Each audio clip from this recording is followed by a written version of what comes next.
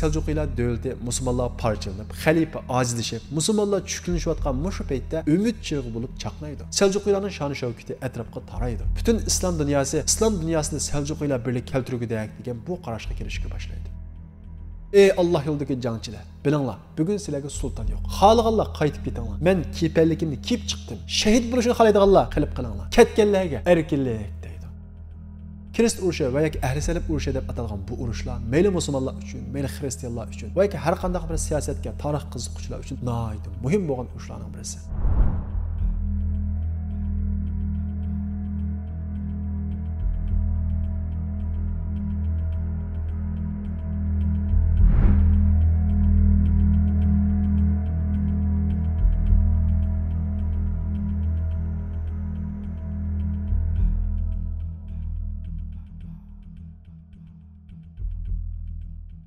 İlgirki dersimiz sözlüğümüzdeki Seljuk Bey'in oğlu Arslan Begni, yani Seljuk kabilesininki kabile başlığı Arslan Begni, Sultan Mahmud G'aznaviy chaqirtib, onun bilan paranglashib, onun kuchini nihoyat zo'r ekanligini his qilgandan keyin, uni boshqarg'ili bo'lmaydi ekan, ya'ni yanada epqog'ili bo'lmaydi ekan deb, uni Qalinjar qal'asiga sulab, shu yerda 4 yil mahbus tutgandan keyin qal'ada o'lib ketadi. O'zining qabilasining boshlig'ininki mahbus qilinib o'ldirilganligi Seljuk qabilasiga nihoyat alam bo'ladi. Bu sababdan Seljuk qabilasi bizning bir vatanimiz bo'lmaydi ekan, shundaqla biz G'aznavilardan qisosimizni olmasak bo'lmaydi deb Qashqardan Mavaraun Nahr diyoriga ko'chadi. Ya'ni G'aznavilar davlatining chegara bo'ylariga ko'chadi. Va shu yerda G'aznavilar davlati bilan 10 yilga yaqin to'qinishadi. Mahmud G'aznaviy ularga qarshi qo'shin tortadi. Mushunda qilib 10 necha yil davomlashgandan keyin Sulton Mahmud G'aznaviy vafot topadi. Sulton Mahmud G'aznaviy vafot topgandan keyin G'aznavilar davlatida taxt kurishi yuz beradi. Bu taxt kurishi bir qancha yil davomlashadi. Bu vaqtda Afg'onistonning yerli xalqi, ya'ni Kabul va uning atrofidagi Pushto xalqi, ya'ni Gotlar yoki G'otlar G'aznaviylarga qarshi isyon ko'taradi. Yana bir tarafdan fursat kutib turgan Seljuqiylar ularni G'aznaviylарға qarşı isyon ko'taradi. Va natijada Daslivda Marvani, ondan keyin Naysaburni egallab, keyin Xorasonning hammini egallab, Xorasonda o'zining davlatining asosini soladi. G'aznaviyllar davlatining taxt kurishida bo'lsa, Sulton Mahmud G'aznaviy g'alaba qozonib, taxt beshiga chiqadi.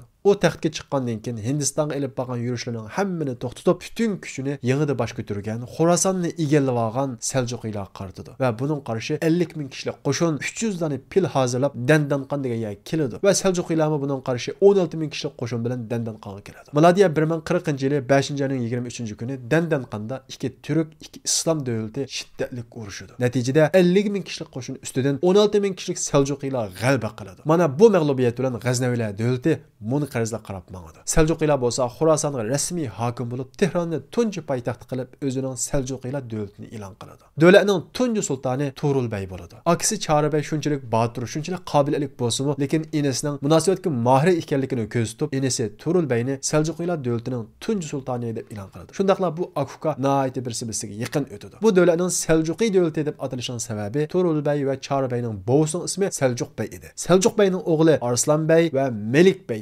Melikbayning o'g'li Turulbay va Choribay. Sulton Turulning hech qanday o'g'li yo'q edi. Bu sababdan aksi Chorbayning o'g'li Olib Arslanni o'zining o'g'lidek ko'rib, uni muhim o'rinlarga qo'ydi. Turulbay sulton bo'lgandan keyin Seljuqiylar davlatining asosini puxtalash, atrofdagi tahdidlarni yo'qotish uchun atrofdagi Qalduq G'aznaviy qo'shinlariga qo'shin tortadi va Balxni egallaydi. Shundaqla Balxga o'zining jiyan o'g'li Olib Arslanni vali qiladi. Olib Arslan Balx va uning atrofidagi butun shaharlardan G'aznaviylarning Qalduq askarlarini, Qalduq ta'sirlarining hammasini tozalab Seljuqiylarga butun tabi qiladi. Shunday qilib G'aznaviylar davlati yiqildi. Ammo Qarxoniylar Turk islom davlati mavjud. Seljuqiylar Qarxoniylarga elchi avatib, ular bilan uchrashib, ular bilan nihoyat yaqin va qarindoshlik munosabati o'rnatdi. Sulton Turul taxtga chiqib 15 yil jarayonida butunlay atrofga qo'shin avatish, atrofdagi tahdidlarni yo'qotish, atrofdagi davlatlar bilan munosabat o'rnatish orqali davlatining asosini puxtalab, to'xtamay kengayish qarab mangadi. Bilganimizdek, mayli Qarxoniylar bo'lsin, G'aznaviylar bo'lsin, Seljuqiylar bo'lsin, ularning hammasining bir da'vosi, ya'ni davlat qurishdagi, kurash qilishdagi da'vosi shu vaqtda ojizlashib ketgan islom davlatini qaytadan birlik keltirish, ya'ni islomni aziz qilish, musulmonlarni aziz qilish edi. Chunki bu vaqtda islom dunyosi to'xtamay ojizlashib qarmangan, islom dunyosi parchalanib, parcha-parcha kichik-kichik islom davlatlari shakllangan. Xalifa shakli jihatda bo'lsa-mu, ya'ni shu Buvayhi, ya'ni Shiilarning qo'lida changildi edi. Hech qanday o'zining mustaqil qarori, hech qanday siyosiy kuch yo'q edi. Bu sababdan G'aznaviylar bo'lsin, Seljuqiylar bo'lsin yoki Qarxoniylar bo'lsin, biz kuchlanib, davlatimizni kengaytirib, xalifalikni asliga keltiramiz, xalifani Shii Buvayhilarning qo'lidan qutuldiramiz deydigan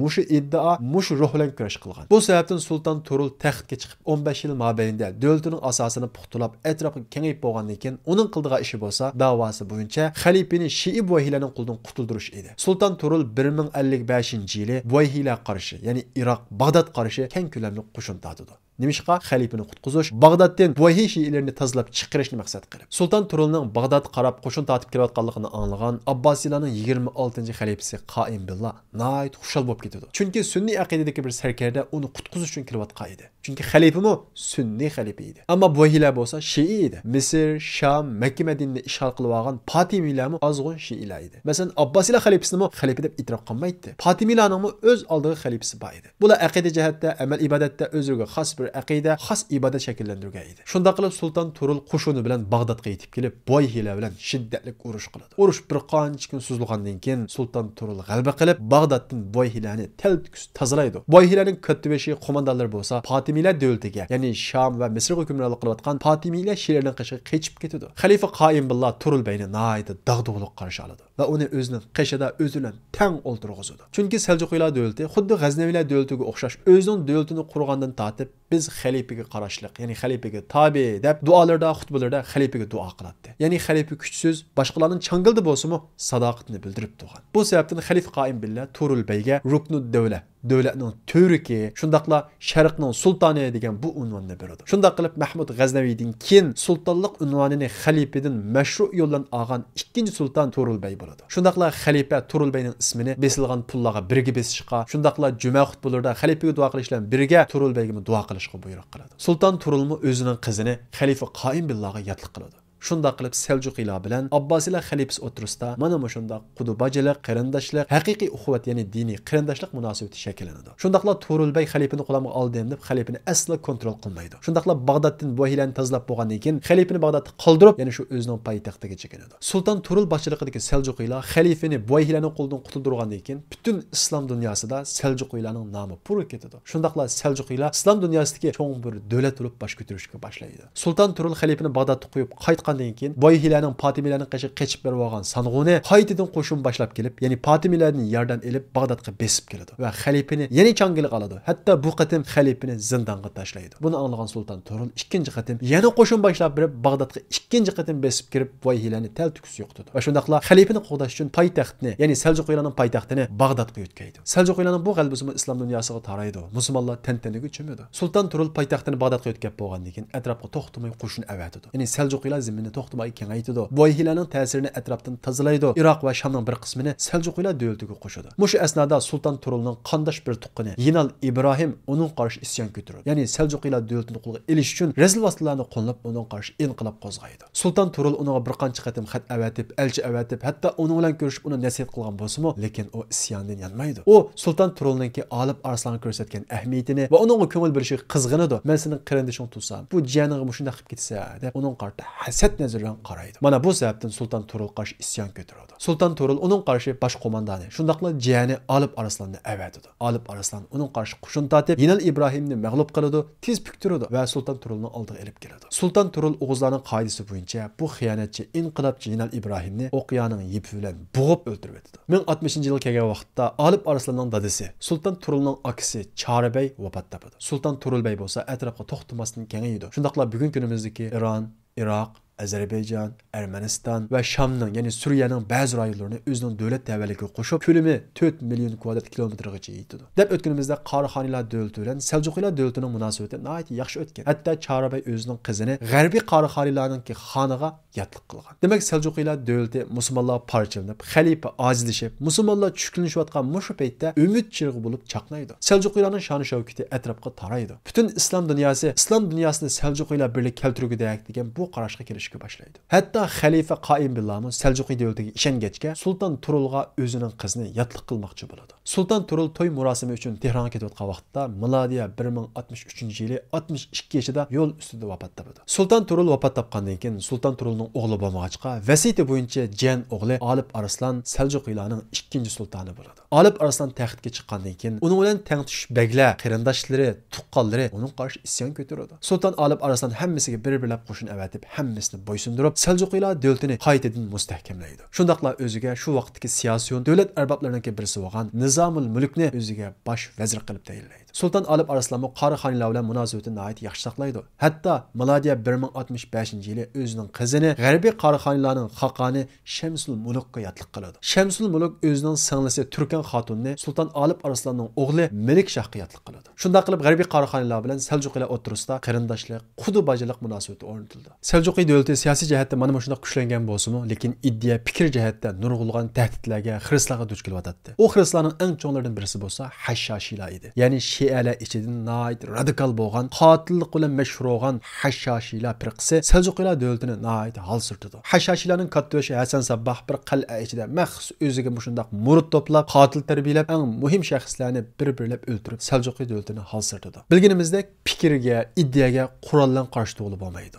Odamni o'ldirgili bo'ladi, lekin fikrni o'ldirgili bo'lmaydi. Fikrga cho'qim fikr bilan qarshi turish kerak. Mana shu sababdan davlat arbobi bosh vazir Nizomul Mulk bu Hashshashi aqidasi va undan boshqa nurg'unlagan islomni ozlashtirayotgan aqidalarga qarshi 200 ming dinar mablag' ajratib Nizomiya madrasasini qurib chiqadi. Va bu Nizomiya madrasasida Qur'on, hadis, fiqh, aqida, falsafa, astronomiya qatorliq butun fanlarning hammasini o'rgatadi. Bu madrasaning fikriy jihatdagi yetakchisi bo'lsa Abu Hamid G'azzali edi. Shundaqla bu madrasada Ibn Javziy, Abu Ishoq Shiroziy o'xshash büyük olimlar yetishib chiqadi. Shundaqla bu madrasaning fikriy yetakchisi bo'lgan Abu Hamid G'azzali Hashshashiylarning kim ekanligi, Shialarning kim ekanligi, shundaqla shu jamiyatga singib kirayotgan ba'zi bir ozg'un falsafiy aqidalarning hammasini ichib tashlab, Seljuqiy davlatini fikriy xristianlardan saqlaydi. Bilganimizdek Seljuqiylar davlatining kuchlanishi, bosh ko'tarishi, tushkunlashib ketayotgan musulmonlarga umid chig'ini yaqqan. Musulmonlar nima uchun tushkunlashib ketgan? Chunki u vaqtda islom dunyosi ojizlashib ketgan. Shialar o tarafdan, Hashshashiylar bu tarafdan, ahli salib krist qo'shin yana bir tarafdan islom dunyosiga xiris qilib, islom dunyosini parchalayotgan. Hatta Mekke, Medina, Qudus o'xshash eng muqaddas joylarimizmi Shialarning qo'lida edi. Bu sababdan musulmonlarga umid bo'layotgan Seljuqiylar davlatining sultoni Alip Arslan Mekke, Medina, Qudusni qo'lga olish uchun Fatimiylarga qarshi qo'shin tortdi.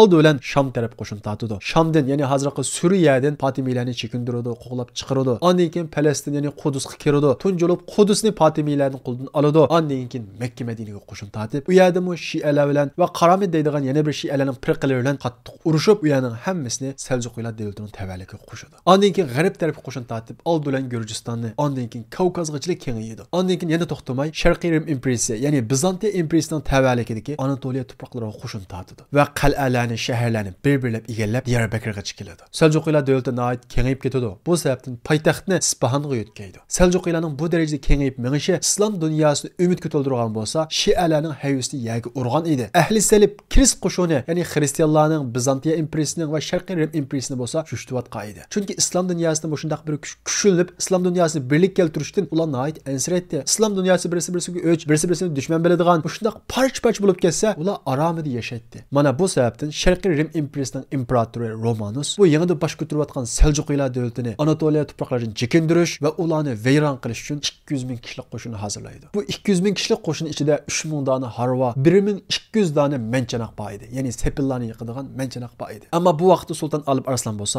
Anatoliya to'proqlarida to'xtamay kengayotgan, atrofida faqat necha minglik qo'shin bor edi. Bu xabarni anglagandan keyin Sultan Alip Arslan askarlarining hammani qaytadan ratlaydi. Atrofida faqat 20 minglik askar bor edi. Sultan Alip Arslan o'zining nihoyat cho'ng bir xiristga duch kelganligini his qiladi. Chunki dushman qo'shini uningdan 10 hassi ko'p edi. Xaliflikni yordam so'rasa, yordam berguchak ahvoli yo'q edi. Shundaqla buyuk Seljuqiylar davlatining askar to'plug'idek vaqt yo'q edi. Sultan Alip Arslan qo'shinlarining hammasini qaytadan tashkillab, Xulat qal'asining oldida Romanus qo'shinining oldin qismining oldini to'sadi va ular bilan urushib ularni mag'lub qiladi. Mag'lub qilgandan keyin imperator Romanusga xat abatdi. Biz urushmayli, sen ulpan topshirsak topshirayli, tinchlik sulhi tuzayli deydi. Lekin imperator Romanus nihoyat cho'ngchilik bilan biz sulhini Bag'dodda tuzmaymiz deydi. Ya'ni Bag'dodni egallab, xalifalarni yiqitib, sizlarni yo'qitib bo'lgandan keyin tuzmaymiz deb shunday hakavorlarcha gap qiladi. Sultan Alip Arslan oldida urushdan boshqa yo'lning qolmaganligini his qiladi. Sultan Alip Arslanning qoshidagi Seljuqiylar imomi Abu Nasr Buxoriy degan bu olim Sultan Alip Arslanni rag'batlantirib, sen Alloh yo'lida qo'rqma, keyninga chekinma, bular bu shayton yo'lida, bular zolim,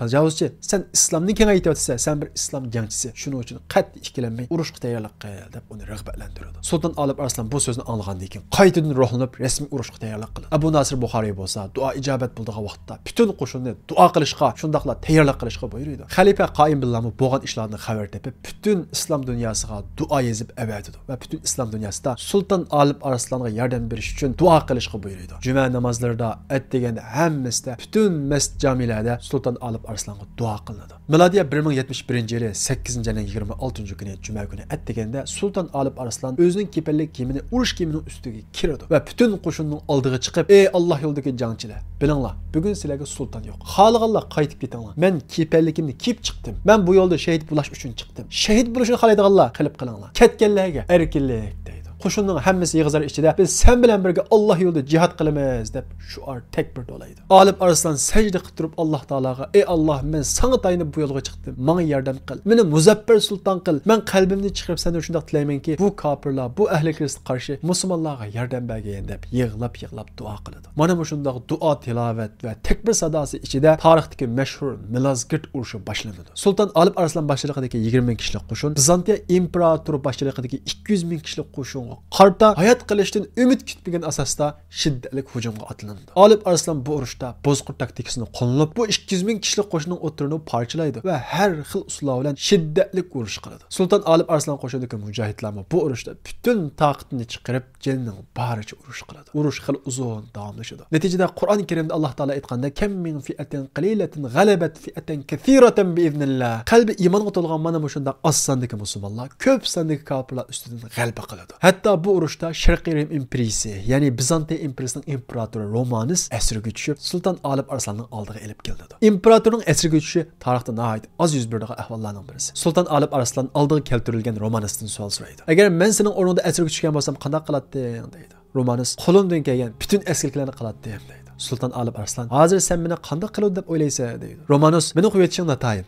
lekin agar meni qo'yvatsang, men sening Bizantiyadagi naibing bo'lay, senga bo'ysunay" deydi. Sulton Alip Arslan Romanusga bunday shartlarni qo'ydi. Birinchidan, seni hayot qo'yganligim uchun 1,5 million oltin to'laysan. Ikkinchidan, Bizantiya davlati Seljuqiylar davlatiga har yili 360 ming oltin to'laydi. Ya'ni ulpan topshiradi. Uchinchidan, Bizantiya imperiyasi butun asirlarni, ya'ni ilgari tutilgan hamma asirlarni qo'yib o'tadi. To'rtinchidan, Bizantiya davlati jiddiy paytlarda Seljuqiylar davlatiga yordam beradi. Beshinchidan, imperatorning qizlaridan birisi Seljuqiy o'g'illaridan birisiga yotliq qiladi. Oltinchidan, Urfa, Antakiya, Antaliya, Minbij qatorliq bu joylarning hammasi Seljuqiylar davlatiga beriladi. Romanus bu shartlarga qo'shiladi. Shunda qilib Romanusni qo'yib o'tadi. Lekin Romanus poytaxt Istanbul, ya'ni Qustantiniyaga qaytib bo'lguncha uning o'rniga yangi imperator tayinlaydi. Romanusni bo'lsa imperatorlar tizimligidan butunlay o'chirib o'tadi va shundaqla u kelgandan keyin uni tutib ikki ko'zini dag'mollab o'tadi. Ya'ni ko'zini ko'mas qilib o'tadi. Bu urushda Sharqiy Rim imperiyasining hayvisi yaga o'lib qolmay, Seljuqiylar davlatining hayvisi nihoyat yuksaladi. Shundaqla Seljuqiylar davlatining territoriyasi Sharqiy Rim imperiyasining zaminlariga chiqariydi. Ya'ni Sharqiy Rim imperiyasiga tava bo'lgan Qaysariya,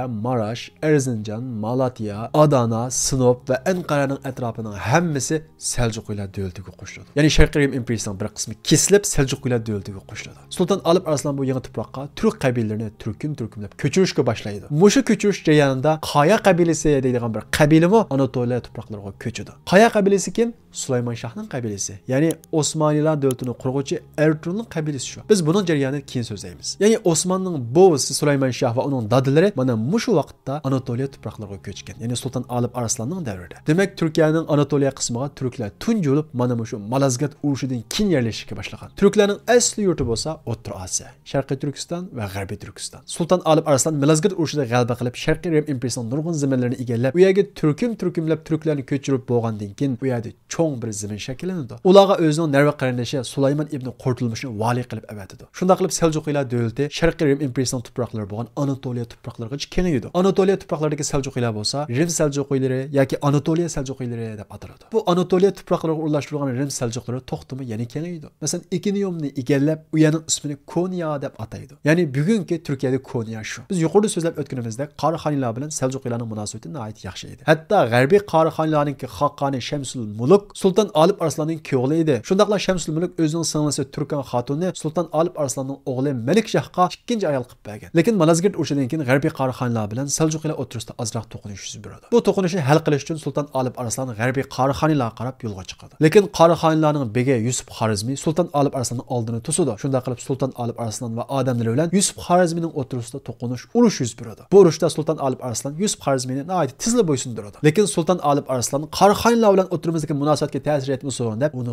qo'yib etadi. Lekin Yusuf Xorizmiy yangidan zaharli xanjarni chiqarib Sulton Alip Arslanning keyniga xanjar uradi. Qo'dg'uvchilar shu hamon Yusuf Xorizmiyning kallasini oladi. Lekin Sulton Alip Arslan nihoyat ig'ir yaralandi. Sulton Alip Arslanning yarasi kundan kunga ig'irlashib, oxirgi nafaslarini tortayotganda mundaq deydi. Men mushu xanjarlanishdan ilgari bir do'ning ustiga chiqib qaradim va mening zaminimning kengib ketganligiga qarab üzümge bir heves qildim. Mana kimni tenkilala degan bir tuyg'uga keldim. Mana mushu tuyg'um, mushu cho'ngchiligim sababli Alloh taolo meni jazolab, oddiy bir begning qo'lida xanjar bilan jonimni oldi. Men mushu gunohimning afu qilinishini Allohdan so'rayman. Eng buyuk bo'lgan Alloh, kuch sohibi bo'lgan Alloh biz bir sababkor deganicha nafasini to'xtab shahid bo'ladi. Sulton Alip Arslan shahid qilingandan keyin uning 20 yoshlik o'g'li Melikshah Seljuqiylarning 3-sultoni bo'ladi. Uningga bosh vazir Nizomul Mulk bo'ladi. Shundaqla Sulton Melikshah Nizomul Mulkning tarbiyasida cho'ng bo'lgan. Bu davrda Hashashilar, ya'ni Batiniy mazhabidagi bu Shialar texim avjab ketadi. Sulton Melikshah mu fikriy kurashlarga nihoyat jiq mablag' soladi. Sulton Melikshah taxtga chiqib asosini puxtalab bo'lgandan keyin dadasining qisosini elish uchun G'arbiy Qaraxonlarga rasmiy qo'shin tortadi. Sulton Melikshahning G'arbiy Qaraxonlarga qo'shin tortganligini anglagan G'arbiy Qaraxonlar xaqoni Nasir ibn Ibrohim Samarqandni tashlab qochdi. Bu sababdan Melikshah Samarqandga hech qanday to'salg'usizlik kiradi. Shundaqdimi Nizomul Mulkning nasihati bilan G'arbiy Qaraxonlarda hech qanday jazo yurishi qilmay, tinchlik bilan ular bilan ittifoq tuzib, yana qaytib keladi. Va keyingi 20 yilda G'arbiy Qaraxonlar bilan Seljuqlar o'rtasida hech qanday to'qinish chiqmaydi. Lekin 20 yildan keyin 1089-yilga kelgan vaqtda G'arbiy Qaraxonlar Seljuqlarga yana hujum qiladi. Ya'ni ma'lum o'qishmas sababli yana to'qinish yuz beradi. Buning qarshi Sulton Melikshah yana G'arbiy Qaraxonlarga qo'shin tortadi va Buxoro va Samarqandni egallaydi. Va G'arbiy Qaraxonlar xaqoni Ahmad ibn Xizrni Bag'dodga elib ketadi. Lekin Turkan xotun bilganimizdek Melikshahning ikkinchi ayoli Shamsul Mulkning singlisi edi. Ya'ni ilgirki G'arbiy Qaraxonlar xaqonining singlisi edi. Turkan xotun Sulton Melikshahga xizmat ishlash orqali, ya'ni Ahmad ibn Xizrni Samarqandga avatib, yana shu G'arbiy Qaraxonlarning xaqoni qiladi. Sulton Melikshah G'arbiy Qaraxonlarni o'tib,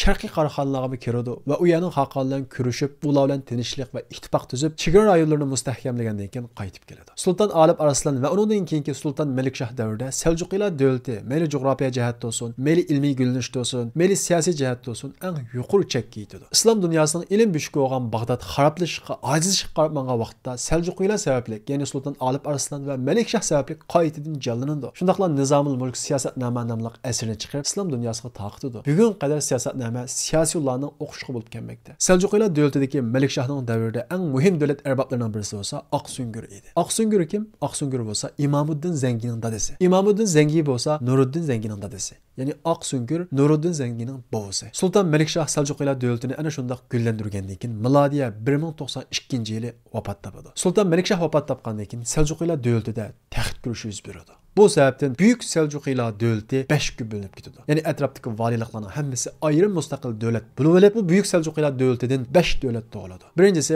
Bag'dod va Mosul atrofidagi Seljuqiylar, Iroq Seljuqiylari deb ayrim bir davlat qurib oladi. Ikkinchisi Ironning janubiy qismi va bugungi Pokistonning ba'zi rayonlaridagi Seljuqiylar o'z oldiga mustaqillik e'lon qilib, Karman Seljuqiylari deb ataladi. Uchinchisi bo'lsa Merv va Naysaburdagi Seljuqiylar o'zi mustaqillik e'lon qilib, Xorasan Seljuqiylari deb ataladi. To'rtinchisi bo'lsa Suriyadagi, ya'ni bugungi Suriyadagi Shamdagi Seljuqiylar ayrim mustaqillik e'lon qilib Sham Seljuqiylari deb ataladi. Beshinchisi bo'lsa Anatoliya tuproqlaridagi Seljuqiylar, ular o'z oldiga mustaqillik e'lon qilib Rim Seljuqiylari yoki Anatoliya Seljuqiylari deb ataladi. Bu yerga hukmronlik qilayotganlarning hammasi Alip Arslanning avlodlari yoki tuqqanlari edi. Taxt ko'rish sababli hammasi o'z vali bo'lgan shaharlarni ayirib olib, o'zi davlat e'lon qiladi. Bu 5 davlatdan boshqa Xorazmning valisi uni o'z oldiga mustaqillik tarafga qarab mangadi. Bu haqda biz keyin tafsili so'zlaymiz. Chunki bu kichik boshlangan Xorazm shohi keyin cho'ng bir davlatni quruydi. Shunday qilib Buyuk Seljuqiy davlati Sulton Melikshahdan keyin mana bu shunday 5 ga bo'linib, keyin Sulton Sanjarning davrida bir qatim birlashgan bo'lsa-mu, keyin yana parchalanib ketadi. Lekin Seljuqiy davlati mana bu shunday parchalanayotgan paytida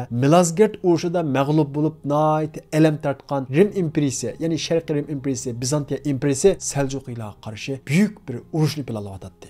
u bo'lsa-mu tarixdagi mashhur birinchi qatimliq Kirist urushi yoki Ahli Salib urushi deb ataladi. Mana shu birinchi qatimliq Ahli Salib urushida Qudus musulmonlarning qo'lidan chiqib ketadi. Kirist urushi va yoki Ahli Salib urushi deb atalgan bu urushlar mayli musulmonlar uchun, mayli xristianlar uchun va yoki har qanday bir siyosatga, tarix qiziquvchilar uchun nihoyat muhim bo'lgan urushlarning birisi. Bugungi kunimizda Yevropa maktablarida bugun qadar Ahli Salib urushlari tadqiq qilinib, darslar qilinmoqda. Demak, tarix qarab boqadigan bo'lsak, tarix bizga bir narsa deydi. Har qanday bir davlat yangi quriladi, ondan keyin asosi puxtiladi, ondan keyin taraqqiy qilib yuksiladi. Yuksilib bo'lgandan keyin ondan keyin ajizlashadi, oxirida vayron bo'ladi. Shu vayron bo'lgan qadar shu davlatga qarshi bir kuch bo'lib qolsa, vayron bo'lgan vaqtida ondan keyin u kuch baş götürəlaydı. Məsələn, hazır bizning düşmanımız nəhayət güclü. Şundaqla bizning düşmanımızning hazır biz baş götürüyatqan, tərəqqi qılıbatqan, şundaq altın dərvə toğru kep qılıbatımız. Lakin biz bunun bilan ümidsizlənməsligimiz kerak. Çünki biz ümidsizlənsək, keyin azlaşqa vaxtımızda biz yo'q olib qolamiz. Biz ümidsizlənməyi sabr qılıb, texə mustahkam tutsaq, kuchimizni yo'qotmasak, yo'qolib ketmasak, mavjudluğumuzu saqlay alsak, azlash bosqichiga kelgan vaqtda ondan keyin bizga fursat kelgan bo'ladi. Tarix qarab boqadigan bo'lsakmi,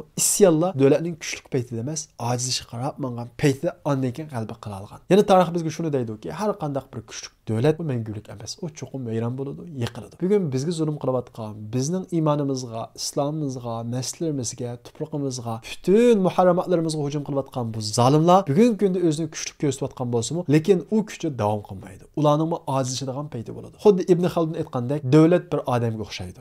Tug'iladi, yoshlik davri bo'ladi, qiram vaqt bo'ladi, undan keyin qiyirliq vaqt bo'ladi, undan keyin o'ladi. Shunga hargiz ümidsizlanmasligimiz kerak. Bu küçük devlet, bu zalim devlet çoxum yemirledi. Şu yemirlib boğaça biz isyan ruhimizni, inqilab ruhimizni, cihat ruhimizni yo'qotib qo'yamdik, yo'qotmamdik. Bu bizning keyingi g'albimiz uchun nihoyat muhim bir masala. Endi 5ga bo'lingan bu Seljuqiylar davlatining taqdiri qanday bo'ladi? Seljuqiylar davlati mana shunday bo'linayotgan paytida Yevropa bütün tayyorlik bilan islom dunyosi qarshi birinchi qatimliq Ahli Salib urushi, ya'ni Kirist urushini qo'zg'ashga tayyorlanayotgan tursa, bu vaqtda islom dunyosi yana qanday zarbalarga uchraydi? Bu haqda kitoblar qiziqsanglar diqqatinglar kelarki darsimizda bo'lsin. Izlar bisip üzülmedi bu karvan,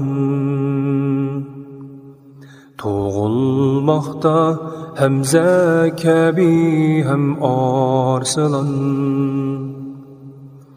Izlar bisip üzülmedi bu karvan, Tuğulmakta Hamza kabi hem Arslan.